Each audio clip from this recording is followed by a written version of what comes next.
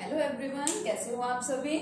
आज हम स्टार्ट करने वाले हैं 11th क्लास का next chapter, that is the structure of atom. Atom के स्ट्रक्चर के बारे में मेनली हमें यहाँ पे स्टडी करना है। उससे पहले देखिए, हम लोगों ने लास्ट चैप्टर के अंदर स्टडी की थी एक बहुत important theory which is Dalton's atomic theory.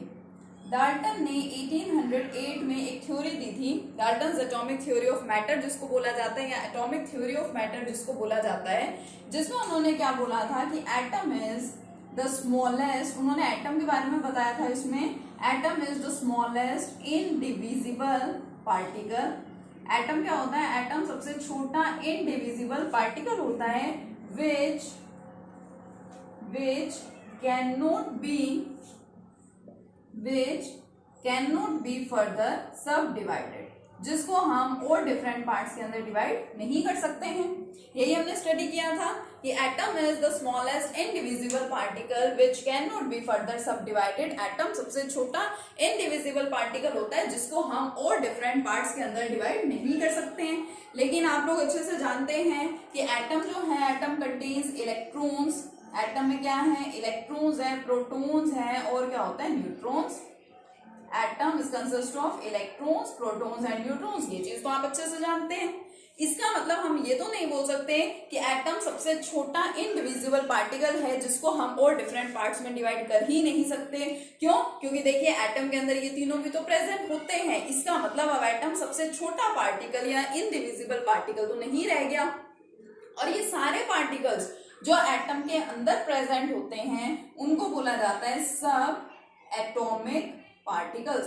दो बहुत इंपॉर्टेंट टर्म्स हमें यहाँ पे स्टडी करनी है, सब atomic particles and fundamental particles. ये बेसिक है हमारे चैप्टर का, सब atomic particles and fundamental particles. देखिए, सब एटॉमिक का मतलब क्या है? एटम के पार्ट्स। एटम के पार्ट्स का मतलब कि एटम के अंदर जो जो पार्टिकल्स प्रेजेंट होंगे उनको क्या बोला जाएगा? सब एटॉमिक पार्टिकल्स। ठीक है, ये चीज क्लियर है अच्छे से कि सब एटॉमिक पार्टिकल्स क्या है? वो सारे पार्टिकल्स जो कि एटम के अंदर प्रेजेंट होंगे उनको क्या बोला जाएगा? सब एटॉमिक पार्टिकल्स। अब अगर इलेक्ट्रॉन्स, प्रोटॉन्स, न्यूट्रॉन्स, जो भी एटम के अंदर प्रेजेंट है उसको हम सब एटॉमिक बोल रहे हैं, तो फिर फंडामेंटल का मतलब क्या होता है?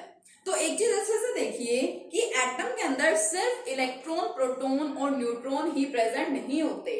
अबाउट 35 सब एटॉमिक पार्टिकल्स एग्जिस्ट करते हैं। अराउंड 35 पार्टिकल्स ऐसे होते हैं जो कि एटम के अंदर प्रेजेंट होते हैं। For example electrons, protons, neutrons, इनके बारे में तो आपने सुना है। इसके अलावा आपने ये भी सुना होगा अल्फा पार्टिकल्स और anti protons, mesons, neutrino, anti neutrino.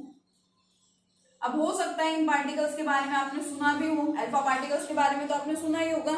ठीक है, तो ऐसे बहुत सारे पार्टिकल्स होते हैं और इन सबको मिलाकर के अराउंड 35 हमारे पास ऐसे पार्टिकल्स होते हैं जो कि एटम के अंदर प्रेजेंट होते हैं। तो एटम के अंदर प्रेजेंट होने वाले पार्टिकल्स चाहे 2 हो, 5 हो, 20 हो, 35 हो, कितने भी पार्टिकल्स हो, जो पार्टिकल्स एटम के अंदर प्रेजेंट होते हैं उन सभी को क्या बोला जाता है? सब एटॉमिक पार्टिकल्स। लेकिन क्या आपने कभी मिजोन की स्टडी की है कि मिजोन क्या होता है, मिजोन का वेट कितना होता होगा, या मिजोन की प्रॉपर्टीज क्या होंगी, इसकी डिस्कवरी कैसे हुई होगी? अल्फा पार्टिकल्स है, न्यूट्रिनो है, एंटी न्यूट्रिनो है, एंटी प्रोटॉन है। तो इन सब के बारे में हम डिटेल स्टडी नहीं करते। हम किसको देखते हैं? हम सिर्फ इलेक्ट्रॉन, प्रोटॉन, न्यूट्रॉन को लेके चलते हैं, इनके मासेस को स्टडी करते हैं, इनकी प्रॉपर्टीज देखते हैं, इन पे चार्जेस क्या क्या है वो देखते हैं, इनकी डिस्कवरीज किस तरह से हुई है, ये सब हम स्टडी करते हैं। तो सब एटॉमिक पार्टिकल्स तो बहुत सारे हैं, लेकिन जो हमारे लिए मेन इंपॉर्टेंस रखते हैं या जिनको हम डिटेल में स्टडी करते हैं उनको क्या बोला जाता है? Fundamental particles, which are of great importance for us. The particles which are of great importance for us.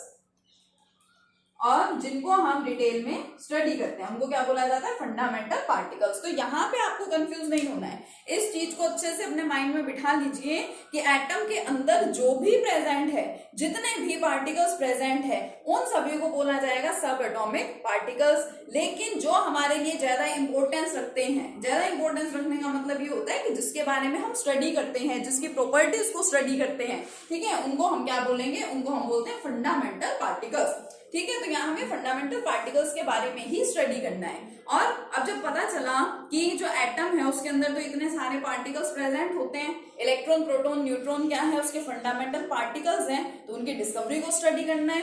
लेकिन उससे पहले साइंटिस्ट के माइंड में ये भी आया, साइंटिस्ट लोग क्या सोच रहे थे कि ये सब सब्सटेंसेस, ये सब पार्टिकल्स अगर एटम के अंदर प्रेजेंट होते हैं तो फिर हम एटम की स्टेबिलिटी को किस तरह से डिफाइन कर सकते हैं, कि मतलब हम कैसे बोलेंगे कि ये सारी चीजें एटम के अंदर प्रेजेंट है और उसके बावजूद भी एटम स्टेबल होता है। अब एटम बहुत सारे होते हैं, उन सभी वो एक दूसरे से अलग अलग क्यों हैं, अलग अलग उनकी फिजिकल प्रॉपर्टीज या केमिकल प्रॉपर्टीज क्यों होती हैं, ठीक है। तो काफी सारे इस तरह के क्वेश्चंस थे जो साइंटिस्ट के माइंड में थे कि एटम्स कंबाइन होकर के मॉलिक्यूल्स क्यों बनाते हैं। तो धीरे धीरे जैसे जैसे ये डिस्कवरीज हुई उसके साथ साथ वो क्लैरिफाई हो पाए, उन्होंने सारी चीजों को धीरे धीरे क्या किया, एक्सप्लेन किया। तो यहाँ पे हमें सबसे पहले क्या करना है, हमें यहाँ पे स्टडी करना है सबसे पहले about the discovery of the fundamental particles.